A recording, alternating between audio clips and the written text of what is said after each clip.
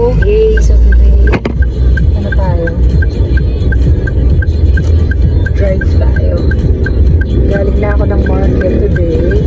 So ngayon, ako ay pauwi na.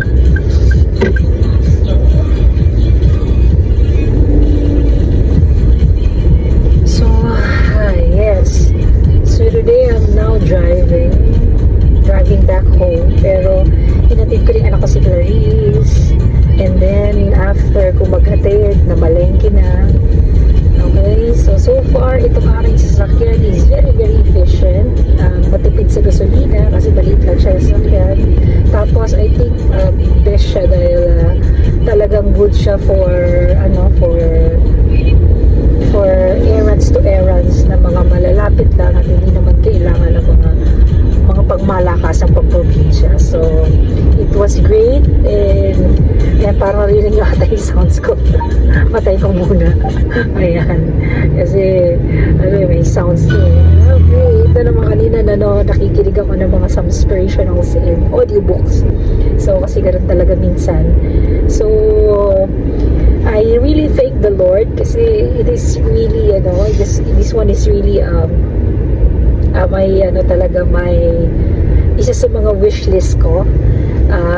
Una kasi I realized na talagang kailangan ko siya sa season na to at marami akong gustong gawin na I think I can only do it efficiently and fast kung meron talagang sasakyan. So hindi siya talaga pang forma katulad ng inaakala ng iba kasi iba akala pang forma ganyan pero actually it's not pang forma kasi talagang siya needs siya. So now talagang kailangan ko siya at kailangan na talagang kailangan talaga na ayun nga meron kang sasakyan especially here kasi talagang katulad nung last time naggagawa ako ng nagko-commute ako, grabe talaga so I think halos 8 hours 4 hours from here to the place na dapat doon ako laging 4 hours, so 8 hours, so nakakapagod talaga siya. Tapos expensive din kasi yung pamasahe, pag palipat-lipat ka, mataas din siya. Unlike, I remember, nung I do motorbike, alam naman po ninyo yun, nagmo-motorbike ako. Nung nagmo-motorbike ako, napakatipid talaga. Yun, super tipid.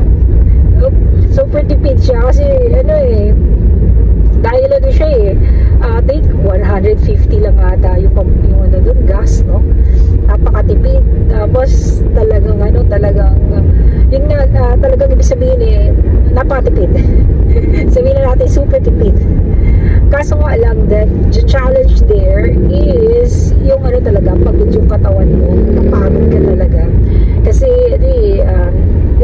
many tensions, maraming tensions sa body. So, yun yung pinaka-challenge doon, Pero overall naman, very efficient siya. Katulad na yung sabi ko, maganda siya kasi, yun nga marami akong nararating, marami akong napupuntahan, madali i-park, So, that's why when I decided, sabi ko, before I launch again another venture, to add resources for the family, kailangan talaga ng sasakyan.